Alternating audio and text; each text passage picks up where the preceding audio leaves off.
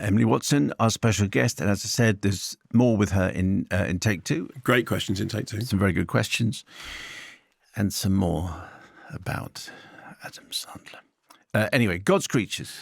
Two things. Firstly, on that subject of fishermen not swimming, I've looked this up, and what it says is some believed that it showed a lack of faith in the boat.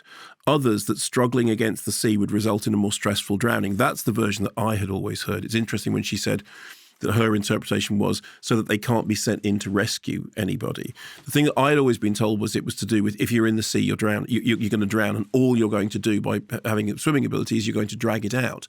And of course, having done the Shetland Film Festival for 17, 18 years, one of the interesting things when the oil money came to Shetland, one of the first things they did was built swimming pools. Wherever you go in Shetland, there are state-of-the-art swimming pools. Why? Because it was the modern generation is learn to swim, because the two most dangerous things would be cars and the water. But there is a really interesting thing about, that idea. And Emily Watson talks about it as a kind of madness. And actually the whole film inhabits a kind of madness. So in case you're listening to this, having not just listened to the interview, so the story is Paul Mescal, who of course was Oscar nominated for After Sun, is Brian. He comes back to this remote Irish fishing village after years away in Australia. Why did he leave? More importantly, why is he back? And Emily Watson is his mother. She can't quite believe he's back. She thinks it's miraculous. She thinks it's genuinely some kind of, miraculous event.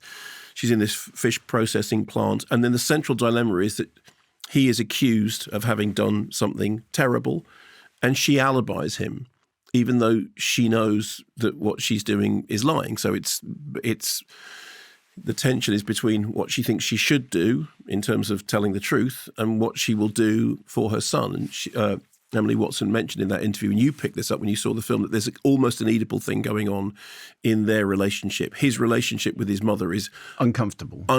His relationship with his father is equally uncomfortable in different ways. So Emily Watson used that phrase, you can tell something is a bit off, that she's an enabler. And I talked also about the fact that it's a ghost story in many ways. It's the idea that this ghost reappears from the past. So a few interesting things. Firstly, what does the title mean, God's Creatures? Does the title allude to the fact that good or bad, we are all God's creatures? And if it does allude to that, is it in a benign way, meaning, hey, we're all God's creatures? Or is it in a scary way, which is, God created all creatures, including the bad creatures? Because there is a whole thing about the community is consumed by religion, which is one of the things that has created this culture of silence. Tonally, this reminded me a little bit of, there's a film by Paul Wright from 2013 called For Those in Peril, which featured brilliant performances by Kate Dickie and George Mackay. And I thought it was an interesting comparison with that and Emily Watson and Paul Mescal. This has a really powerful sense of location. Emily Watson said you can smell it. What she meant was you can smell her, the factory in which she's working. It's also got a palpable sense of dread. In fact, in the early stages, this film was billed as, an untitled Gothic movie. And I think the Gothic thing is really important. There is a sort of sense of fall of the House of Usher, that this is, it's like a dynastic collapse. This is a family whose secrets are seeping out of the walls and everything is closing in. So I think the Gothic thing is really important.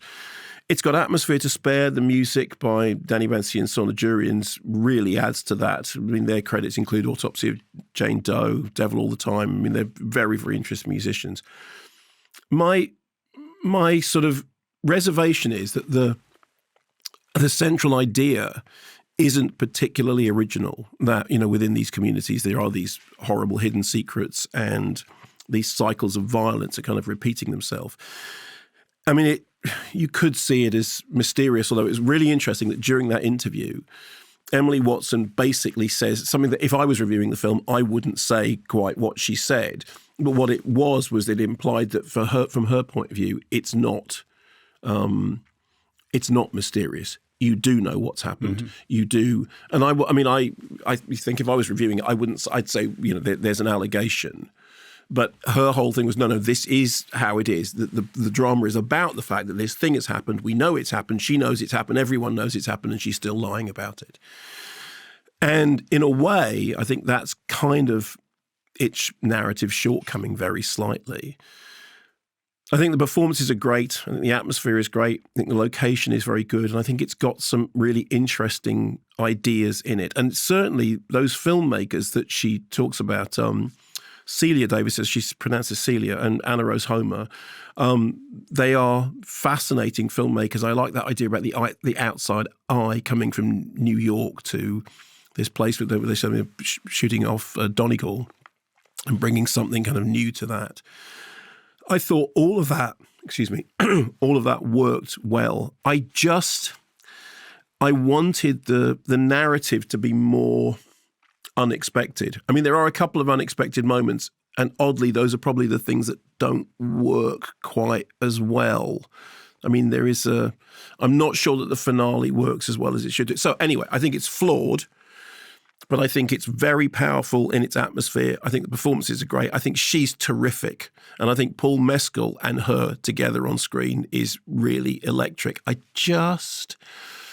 wanted the story to be a little bit more adventurous. Thanks very much for watching this video. I hope you enjoyed watching it as much as we enjoyed making it. While you're here, check out all the other videos because they're cool too, aren't they? Yeah, and if you want to keep up to date with everything Kermode and Mayo's Take, then check out our social channels. I mean, why wouldn't you? I mean, I would. I have done. Excellent.